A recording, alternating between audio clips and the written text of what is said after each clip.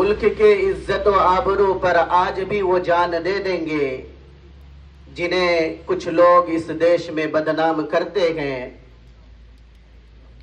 وطن کی عزت و ناموس کو ہم لٹنے نہیں دیں گے، ترنگا شان ہے اپنی ہم کبھی جھکنے نہیں دیں گے۔ نہ نکلے گی مر کر کبھی دل سے وطن کی الفت، میری اس مٹی سے بھی خوشبوئے وفا آتی ہے۔ محترم سامعین،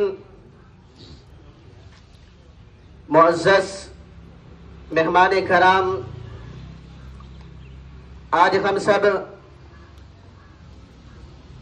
79واں یوم آزادی کے موقع پر یہاں جمع ہوئے ہیں۔ آج ہمارے اس ملک میں ہر جگہ خوشیاں منائی جاتی ہے آزادی کے نام پر۔ ہمارے اس ملک میں ایک خوشی والی فضائیں پورے ملک میں گونجتی ہے۔ کیا یہی حقیقی آزادی ہے؟ اللہ سے دعا ہے کہ اللہ تبارک و تعالی حقیقی آزادی کی طرف اس قدم کو بڑھانے کی جو ہے اللہ توفیق عطا فرمائے۔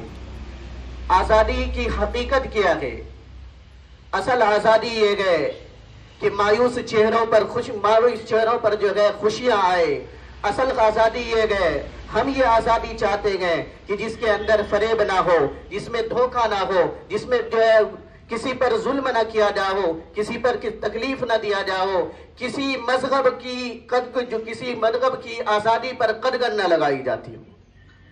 لیکن آج ہم آزادی کے جو اصول ہیں، آزادی کے جو نتائج ہیں، اس کو بالکل بھول بیٹھے ہیں۔ ہمارے بچوں کو صرف ذہن میں یہ بات ڈالی جاتی ہے، ہمارے بڑوں کے ذہن میں بھی یہ بات ڈالی جاتی ہے کہ یہ دیش جو آزاد ہوا ہے اس میں چند لوگوں کا حصہ ہے۔ ہم یہ سمجھتے ہیں کہ جو ہے ہمارے اغیار لوگ، ہمارے غیر مسلم بھائی، ان کی جو ہے اس پر جو ہے مدد کی گئی، ان کی وجہ سے آزادی ملی ہے۔ میرے دوستو، ہم اپنے آپ میں یہ بات گمان کریں، اپنے بچوں کو یہ تعلیم دیں کہ اس ملک میں ہم کرایہ دار نہیں بلکہ برابر کے حصے دار ہیں۔ یہ ملک اس طرح آزاد نہیں ہوا ہے۔ اس ملک کے لیے پورے ملک کے کونے کونے میں، چپے چپے میں ہمارے خون کی قربانیاں موجود ہیں۔ ہمارے بزرگوں کی یادوں کی قربانیاں جو ہے چپے چپے میں موجود ہیں۔ مسلمانوں کی تاریخ سنیں، اس دیش کو آزاد کرنے کے لیے ایک دو تاریخ نہیں، ایک دو آدمیوں نہیں، انگریزی مورخ خود لکھتا ہے، وہ کہتا ہے کہ ملک کے آزادی کے وقت اتنے مسلمانوں نے قربانی دی گئے، ان پر مقدمہ چلایا گیا صرف اس بات کے لیے کہ صرف مسلمان ہی قربانی کیوں دیتے گئے، مسلمان ہی قربانیوں کے لیے سب سے آگے کیوں بڑھتے گئے، اس بات پر مقدمہ چلایا گیا۔ انگریزی مورخ ڈامسن لکھتا ہے کہ دلی کے لال قلعے سے لے کر پشاور تک اتنے مسلمانوں کی گردن لٹکی ہوئی تھی، جب اس لٹکنے کو میں دیکھتا تھا مجھے یہ محسوس ہوتا تھا جس طرح انگلش میں 8 لکھا جاتا ہے، 8 لکھا جاتا ہے، مسلمانوں کی گردنیں اس طرح مڑ جاتی تھی۔ بلکہ مورخ کہتا ہے 5 لاکھ مسلمانوں نے صرف مغربی یوپی کے جو دلی کے علاقے میں، مغربی یوپی کے علاقوں میں اس دیش کی آزادی کے لیے اپنی جان قربان کی ہے۔ ان میں 51,000 سے زائد جو لوگ تھے وہ مسلمان علماء تھے، عالم لوگ تھے۔ آج دنیا میں اگر کسی کی شان باقی ہے، احمد لاہوری کی شان باقی ہے، ابوالکلام آزادی کا جو ہے شان باقی ہے، ان کا چرچا باقی ہے۔ اسی طرح بہت سارے علماء نے اپنی جان قربان کی صرف اس دیش کے لیے۔ ایک پادری نے سوال کیا کہ آخر مسلم ہی اس میں آگے کیوں بڑھتے ہیں؟ ہمیں تو ذہن میں یہ بات بیٹھا دی گئی ہے کہ ہماری مسلم قوم پیچھے تھی، ہمارے ہندو بھائی جو ہے وہ تو 1857 سے ہماری جنگوں میں شہید ہوئے ہیں، شریک ہوئے ہیں، ان سے پہلے تو کسی کے خیال میں بھی نہیں تھا، گمان میں بھی نہیں تھا۔ 1857 سے پہلے جس وقت سراج الدولہ نے اپنی شہادت نوش فرمائی، جس وقت بہادر شاہ ظفر کے بچوں کے سروں کو تشتریوں میں پیش کیا گیا، اس وقت بھی جنگ آزادی کی لڑائی لڑی جا رہی۔ تو انگریزی مورخ نے لکھا ہے کہ سوال کیا گیا مسلمان کیوں اس طرح آگے بڑھتے گئے، اسلام والے کیوں اس طرح آگے بڑھتے گئے؟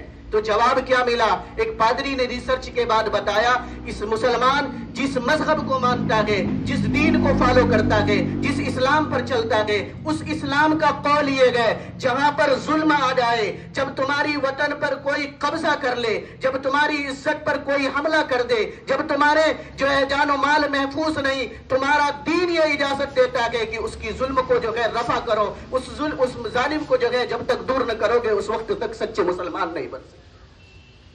تو میرے دوستو، ایسی قربانیاں جو ہمارے علماء، ہمارے اسلاف، ہمارے قائدین نے دی گئے آزادی کے لیے، آج ہمارے ساتھ اس طرح کی حرکت کی جاتی ہے۔ کہا جاتا ہے کہ مسلمان یا اقلیت طبقہ جو ہے اس ملک میں کرایہ دار ہے، حصے دار نہیں، بلکہ ہمارے بچوں کو یہ تعلیم دیں، بتائیں، ان کو جو ہے سمجھائیں، ہمارے بزرگوں کی تاریخ بتائیں کہ جس طرح دوسرے مذاہب والوں کا یہاں پر برابری کا حق ہے، اسی طرح ہمارا بھی برابری کا اس ملک میں حق ہے۔ ہم کرایہ دار نہیں بلکہ حصے دار ہیں۔ یہاں تک کہ کتاب و تاریخ میں یوں آتا ہے کہ 1857 کی جو جنگ ہوئی، اس جنگ میں بھی قائدین جو تھی، جن کی سرداری تھی، جن کی لیڈر تھی، وہ کوئی اور نہیں، ہمارے علماء کر رکھے تھے، اسلام والے کر رکھے تھے، مسلمان کر رکھے تھے۔ ہم تو صرف یہ بات ذہن میں رکھ لی کہ فلاں شخص جو ہے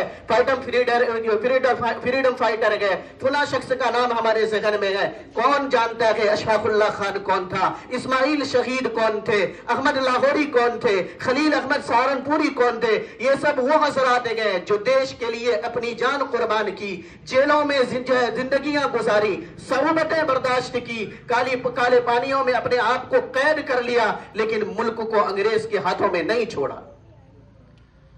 اور میرے دوستوں، میں ایک بات بتانا چاہتا ہوں، انگریزوں نے ہمارے اوپر حکمرانی کی، انگریز ہمارے اوپر قابض ہوئے، 200 سالہ حکومت کی، بعض مورخ کہتے ہیں 300 سال حکومت کی۔ میرے خیال جتنے بھی حکومت کی انہوں نے ظلم کیے، پڑھائی لکھائی سے تمام طبقے کو دور رکھا، نوکری سے دور رکھا، ہر چیز میں ان کو جو ہے اپنا غلام بنا کر کے رکھے۔ اس وقت جب دلی کے لال قلعے پر انگریزوں نے اپنا پرچم بلند کیا، قبضہ کیا، اس وقت جنہوں نے فتویٰ دیا، شاہ عبدالعزیز محدث دہلوی رحمت اللہ علیہ نے فتویٰ دیا کہ اب یہ ملک جو ہے دارالاسلام نہیں، دارالامن نہیں، دارالحرب بن گیا، غلام بن گیا۔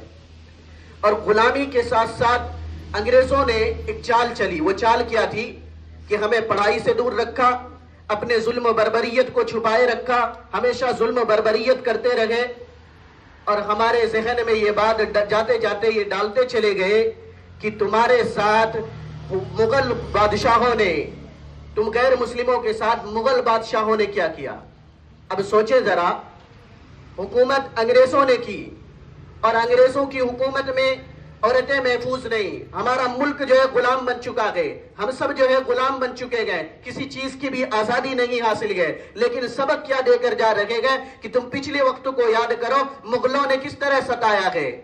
آج نتیجہ یہ نکلا، ہم انگریز کی ظلم و بربریت کو بھول گئے اور مغلوں کی بربریت کو یاد رکھے، ہندوؤں کے راجاؤں کی بربریت کو یاد رکھے، اور کہنے لگے کہ مسلمان جو ہے ہندوؤں کا غیر مسلم کا دشمن ہے اور غیر مسلم جو ہے مسلمان کا دشمن ہے۔ انگریز اپنی جان چھوڑا کر چلے گئے، ہمیں لڑاتے گئے، اور ہم یہ سمجھتے رہے کہ ہم اس ملک میں جو ہے اپنا کام کر رہے ہیں۔ میرے بھائیوں، 1857 کے بعد دوسرے تمام بھائیوں نے، سکھوں، ہندوؤں، مسلموں، سب مل کر کے اس جنگ میں شرکت کی، لیکن میرے دوستو، اس ملک کے لیے، یعنی ہمارے اس ملک کے لیے، اس ترنگی کے لیے جتنا پریشانی، جتنی تکلیف، جتنی قربانیاں ہم اس اہل اسلام والے نے دیا، مسلمانوں نے دیا، کسی دوسری قوم نے اتنی قربانیاں نہیں دی۔ یہ ملک آزاد ہے۔